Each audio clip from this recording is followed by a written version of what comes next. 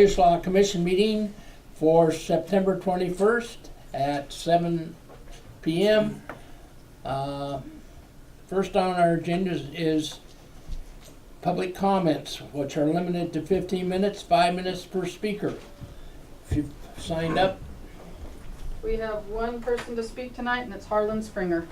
Harlan, Yes, welcome. thank you. I just want to say, I just saw this notice about that the Senate passed a provision, the U.S. Senate passed a provision that the Harbor Maintenance Trust Fund, the 10% set aside for small ports, is now permanent, which maybe you guys are Yes, well I'm aware aware of of that. that. I just wanted to say that what work you have done, and whenever go off to Washington D.C. and you wonder about spending the money and spending that time and all that kind of stuff, this is when that pays off. Right. This is to my opinion, this is a very big deal. That no longer can the trust funds get stolen off by senators in Iowa or whatever. This now becomes a set aside for small ports, and we're already getting the benefit of that from the dredging that's happening. So just wanted to say thank you for the work that you've done to help get this permanent, okay? Yes, thank you very much, Harlan. I emailed Heather Stribling today, thanking her for all the work that the Pacific Northwest Waterway has done to make this happen. This is a big deal. Yep. Okay, next item, item 3, approval of the minutes by consent. Anybody have any issues with the minutes? Hearing none, the minutes will be approved. Item number 4, financial statements. Dina, you're up. Good evening, Commissioners and honored guests. The amount of bills paid in August was $93,280.11. Tonight I have some new financial reports to present. We now have 2 funds. We have a capital maintenance fund, which currently has 3 projects budgeted, and the general fund, which is all the operational income and expenses. The first report is a combined balance sheet. This report is similar to the balance sheet you've seen before, and amounts from both funds are included in this report. The next report is the profit and loss budget versus actual for the general fund only. This shows the breakdown of income and expenses for July and August, and the variance at the far right column is the difference between the year-to-date amount and the annual budget amounts. This first page is income, and if you flip the page, the first half of the second page, you can see the income totals right in the middle of the page. Then we go into the first category of expenses, which is personnel services. I do want to make a note that I noticed a small error today when I was doing another review of this. You'll see that in about halfway down in the personnel services, we get into the health, life, and dental insurance. You'll see amounts that are allocated in the first column for July, but you will see no amounts in the second column for August. I've corrected that since then, so you will see the correction on next month's financials. It's amazing, I actually caught that. You did. You're smart. If you look at page 4, the end of this report, that final line item is transferred to other funds, and you'll see that that is in the amount of $100,000. That amount was transferred out of the general fund to start the capital maintenance fund, which you will see on the following page.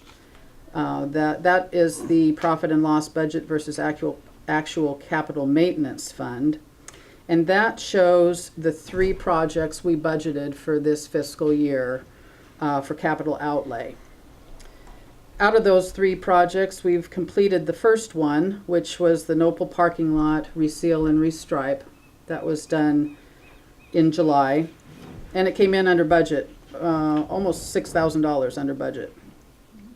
The other 2 projects, Sea Row erosion hasn't been done yet, and the wharf boardwalk fire system upgrade is scheduled for the month of November. Last but not least is the occupancy report. Campground occupancy for August shows 88% this year compared to 91% last year, and moorage occupancy for August shows 68% this year compared to 71% last year. Those numbers are down a little bit, but we've also seen more hiker-biker activity. There's quite a few more people coming through, and that's wonderful because we think the word is spreading because we have a real nice facility here. Does anybody have any questions on the financials? The only question I had, Dina, was on the Nopa parking lot. You said it come in under budget. Did we have a firm bid price, or was that time and materials? Yes. Well, Jason had that, our maintenance lead had that bid, and I don't remember seeing that, so I'm unable to answer that. I can answer. Okay. That was set in the budget process. We had set aside a certain amount. When it came out to bid, after the beginning of the year, we got the bids back, and those bids were less than the budgeted amount. So Okay. it was a bid item, and the bids had come back lower than what had been budgeted for. That's true, because we budget in the spring, and we went out for bid early summer. Summer, yeah. Yeah. So it didn't come in under cost, it just come in under what we budgeted. What we estimated Right. the project would Yeah. be. I thought, when you first said, I thought it come in under what they bid or something a while ago. Yeah, I probably didn't say that right. Only question I had. Okay, Any other questions? Thank you very much. thank Dina. you.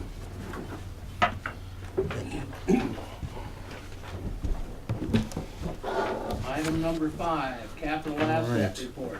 So this is a report that we've visited before, and I want to give the commission and everybody a little introduction back to.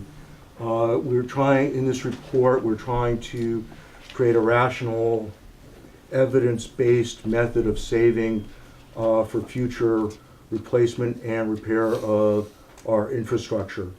And so what we've done is we've got the items on the left, and they include all of our capital assets, the blue buildings, this building, marinas, dock, wharf, all of that runs down there. Year it was built, anticipated replacement costs in that middle column, and then estimated year of replacement. And taking all those, we've come up with a number that we would need to save on a yearly basis to replace each of these items. But these get us into some really, really large numbers. And so we've been working on editing this out and coming up with better criteria for the far left column. So for example, one of the big number items here is this 1499 building lot, and which had a useful life of 40 years and is coming up. But it's obviously we're going to get more years out of that. So we're still working on some methods for creating a workable savings plan into the future. If you scroll down, I think that this is summed. This doesn't have it summed, but if you summed all of this up, you would be essentially replacing all of the assets at some point. You'd come up with the value of the port assets, and that number will come out to be something close to what the audited amount it comes out in the audit report. But of course, that's over time. And then when we come to this, I might not be getting this tab exactly right. We come to this tab, you'll see a line on the most left column, you'll see a line of years, and then in the second column, it's indexed amount. The spreadsheet goes and finds and adds everything that's supposed to be replaced in that year. And so you'll see years where there's nothing that's going to be replaced in that year, and other years where you have very, very large numbers. So this is kind of it's just a worksheet for us to do our planning and helping to think about how we we'll eventually get to that point of replacing our assets. As we've gotten into this project, it's become more and more complicated, because you start spending money just in the course of doing your own repairs and upgrades, and then that takes away from the amount that you have to save later. And so we just keep getting, the more we try to do it right, the more complicated it becomes. So that's, we just want to let you know that we're still working on this. This is important to me. This project was attempted 10, 12 years ago to develop the fund as a rational way to save for the future. You know, as an evidence rational way that we can know to what we need to save. Jason and Dina have done a great job. My instruction to them was no made up numbers. You know, nothing that we can't verify. So the numbers may not, some of the numbers are obviously, they're not gonna be right, but hopefully they'll be ballpark. You know, we do have some form of basis for all of these numbers, whether it's the life expectancy or years built. You know, those aren't guesses. Those are for the most part, those are real numbers.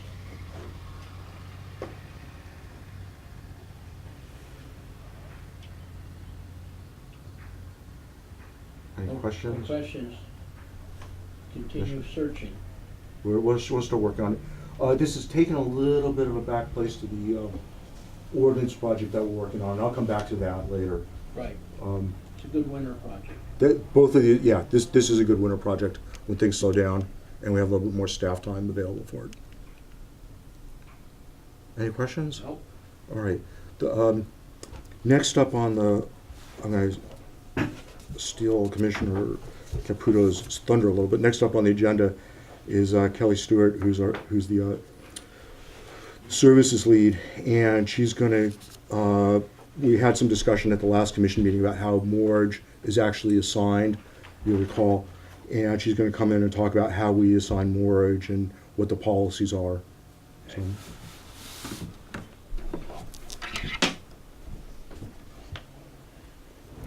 Okay, so mainly for,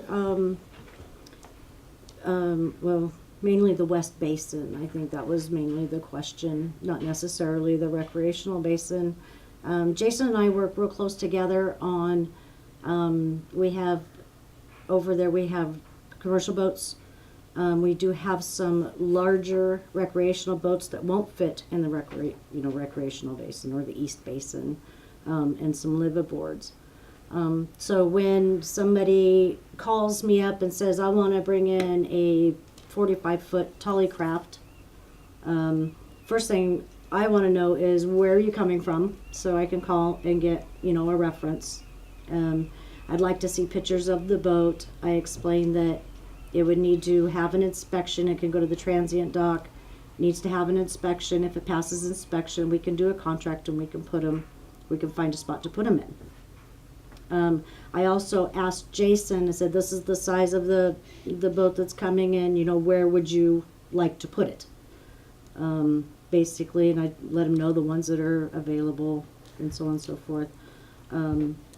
So, of course, all the conditions have to be met from the person that's going to be bringing in the boat. And as long as all those are met, then we don't have a problem to do a contract, for a 6-month contract, a year contract, or whatever that be. As far as during the fishing season, when it's really busy, and we have spots over there that are open and available and I don't have somebody coming in, we will rent those out, but the policy was that we would not do that till the end of August. And then we'd start putting people in there for September, temporarily, no more than 30 days. So, and we can put people, say they have a 21-foot or a 30-foot boat, because we have 40-foot docks over here in the East Marina. So if somebody, up to say 35, 40 feet, we can put them yearly in the East Marina. We're kind of in a little bit of a transition because people used to book a year to a year and a half out, and that was changed to 9 months out. You guys had voted on that 9 months out. So, and that started July of 2015. So the people that actually booked a year or a little more than a year had already booked for 2016. And then the people booking after that, July 15th, were only able to book 9 months out. So we're in a bit of a transition. Some had a little bit of an edge and some didn't have that same edge, but there had to be a break at some point to when people could book. I have a question. Okay, Who inspects the boat? Coast Guard? Jason. Okay. The Coast Guard, they should have, they should have all their documentation, which shows me they've been inspected by Coast Guard. But Jason has an inspection list that he goes off of that we want to make sure is in the working order or good condition before we bring them in. We don't want to bring in something that's not going to be, working or derelict or just left type of thing. Did we ever resolve the one issue we had with the man that wanted to moor his boat in? From last board meeting? Last month. I haven't heard any more from him. He had already booked 27 days in FDOC, Okay. F9, Okay, but he wanted to be in the West Basin. yeah, So when we opened up that we could book yeah, in the West Basin, he called and I moved him over to C13. okay. That's- Again, that's on a temporary basis, Yeah, until type thing. September. Till the main fishing is out, and when places start opening up over here, then we'll move them back. I have people that want to stay September, all of October, and into November. Okay, I've got a spot over in the West Basin because all these other ones are taken. I will put you there for a month, but then this over here in the East Basin opens up for the rest of your time, and they move back to that. Good job. Any other questions? Any Richard? other ones? Oh, thank you. I have a question, and I think we need to look into it, that the inspection, I think we need to be very careful there who we send to inspect, their qualifications. You tell me my boat's safe, obviously I don't have a good history, tongue in cheek there, but if that boat sinks and we told them it was safe, I think they need to have an appraisal done by a certified, either, most people have a survey on their vessel. So are you thinking like they should have either a current appraisal or they should get one before we do a contract? Is that And to what? make sure they have insurance on their vessel, which will cover it. Which we're But get- I we're think you getting open now. up the port to liability when you say that we're gonna inspect your vessel. The extent of the inspection is mostly, we're not going into the bilge, we're not doing an engine inspection. It's making sure that they're compliant with Coast Guard equipment regulations, they have flotation devices, PFDs, horns, that kind, it's a superficial inspection, it's not inspection of the hull. We're not looking, we're not opening stuff up. So, it's not, we're not doing a survey of the boat. We're not, we're, You made it sound like it to me, but I mean, obviously you're not, but. yeah, if yeah, that's no, how we're you're not, doing yeah, it, we're not telling them their boat's safe, we're telling them it's safe enough for you to come here, I would just be worried about the liability. yeah. We're just saying it's up to our standards for what we would like to have in here, type of thing. And things have changed radically now that we're requiring every vessel to have insurance. So we at least have the insurance, we at least know, we have confirmation that they are insured once they're coming in. Okay, thank you very much, Kelly. Good job. Next item is Commissioner and Port Manager reports. David, do you have any report? No, I don't. Fishing's okay? Not really. Looks like a looks like a good year in the river. Nancy? I went to a watershed meeting at Mapleton last month, and it was on the cultural traditions of the tribes that were there, and Jesse, Beers, Years, yes. did the presentation, and he had what they call it, it was a high handmade boat with anyway, it's what they used through all the years. The second part of the meeting was about the discovery at Taconich, about the where the tribes had been coming in, being on that on Taconich Lake. They were both very interesting presentations. The meeting next week is at Blatchley, and I can't remember what their program is going to be. And I went to a city council meeting, went to Lane Act, the transportation meeting, and went to Newport that was transportation meeting with the official transportation committee through the legislature. And they have been going all over the state in different times, taking tours, checking to see what the roads, the conditions are, what special needs are. And I got a chance to testify and just tell them that we would like to be kept on their radar for this money that's just been the 15%, I think, the amount that where we can get some dredging in the in-basin. And they told me that all we have to do is make our request and send it in. So some of these meetings seem like they're redundant, but once in a while, when you can have a one-on-one with the congressman or senator, and it's like same thing as going to DC, but I didn't have to travel there. So I'm glad to have been able to do those, and that's it. Everything, Terry? I don't. Okay, I went to the chamber meeting as a representative of the port, and I went to the chamber after hours meeting at the Restore. I attend Rotary meetings every Tuesday as a representative of myself and the port. And I went to the watershed salmon celebration last Sunday, and the food was great. It's got some tuna off of one of his boats and some nice salmon, and a lot of the food was donated. It was a very nice event. I think that's about it for me. So, Stephen, do you have anything you'd like to report on Yeah, I do.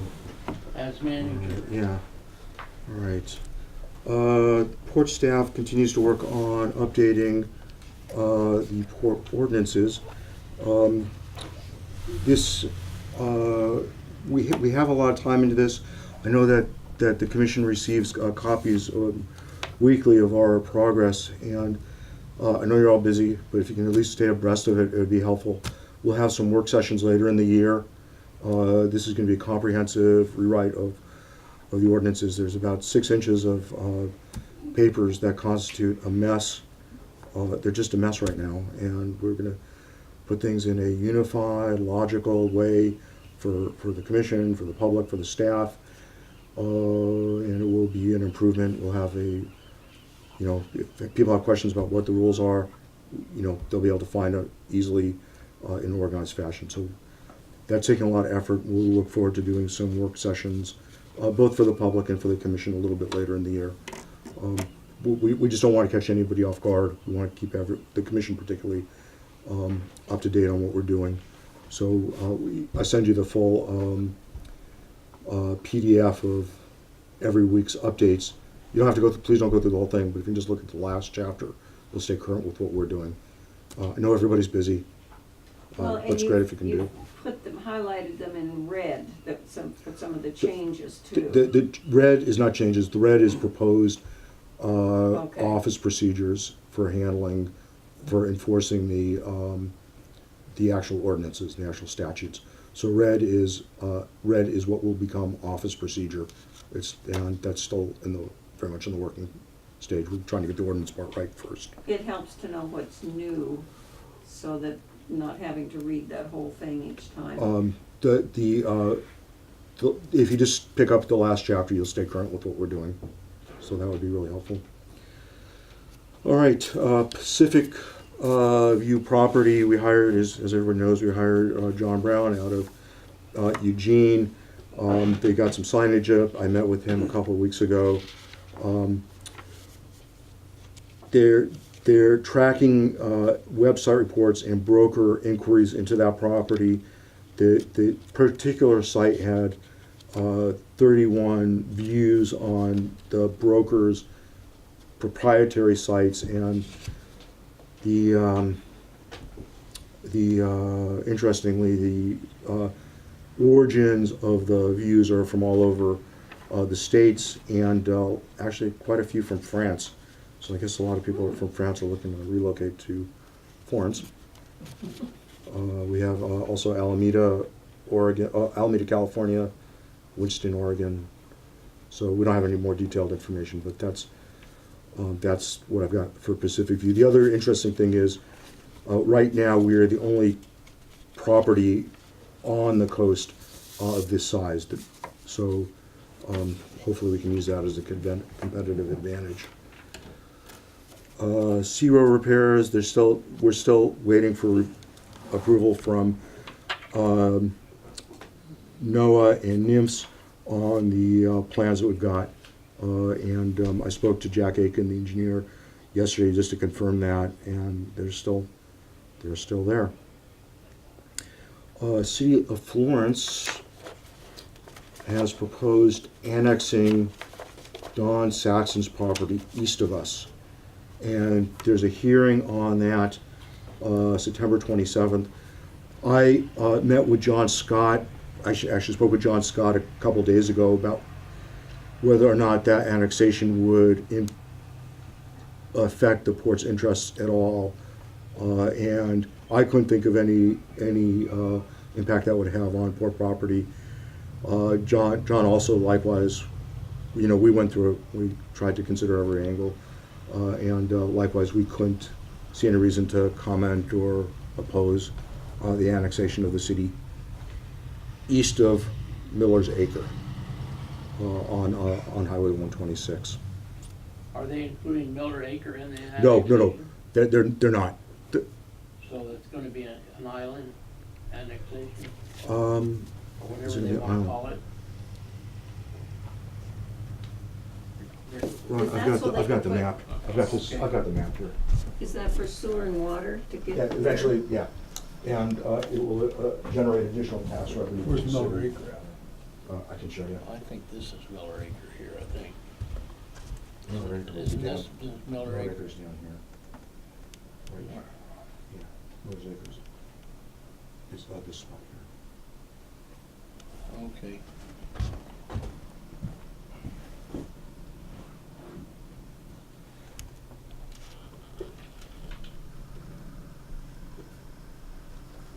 So they wanna annex everything in yellow is what I'm taking? That's correct.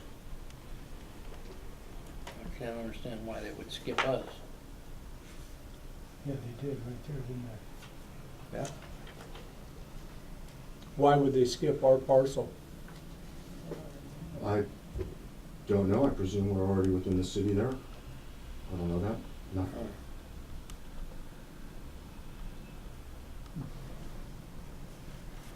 I don't know. I'd probably go to the meeting and check it out.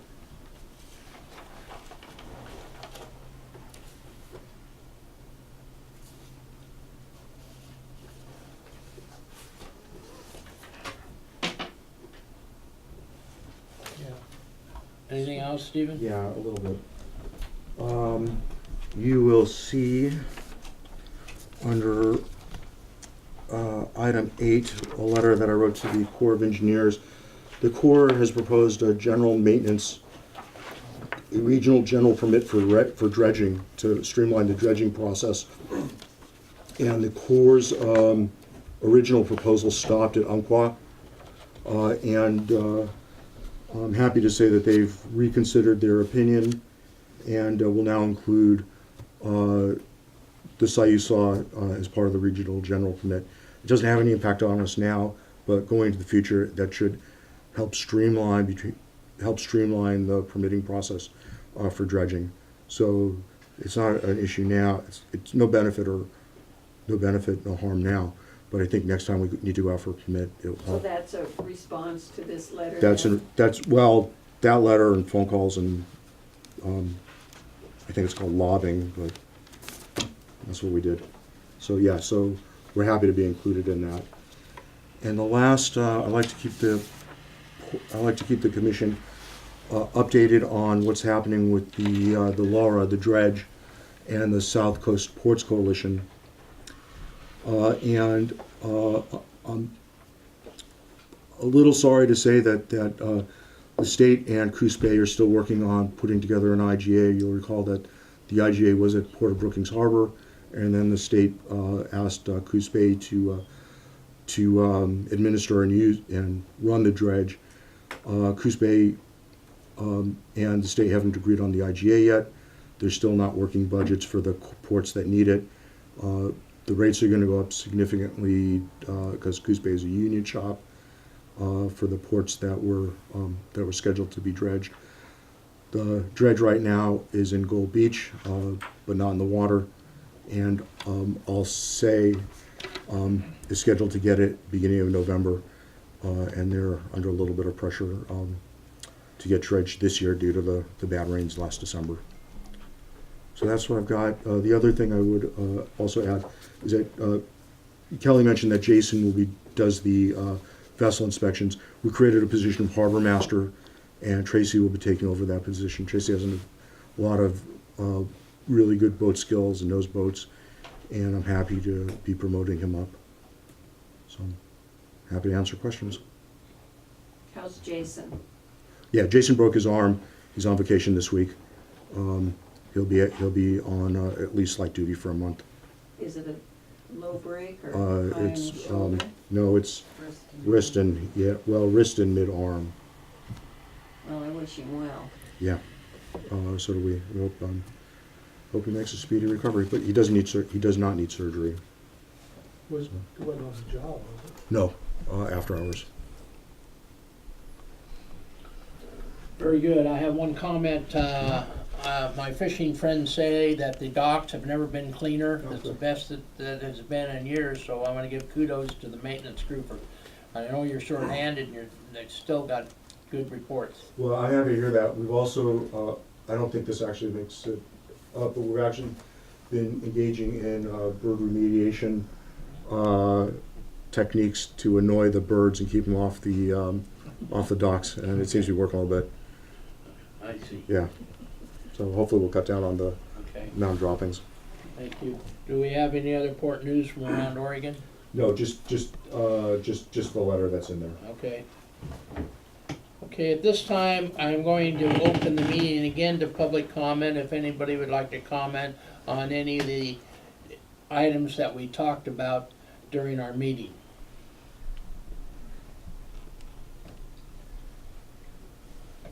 Hearing none, we will adjourn our public meeting and go into executive session.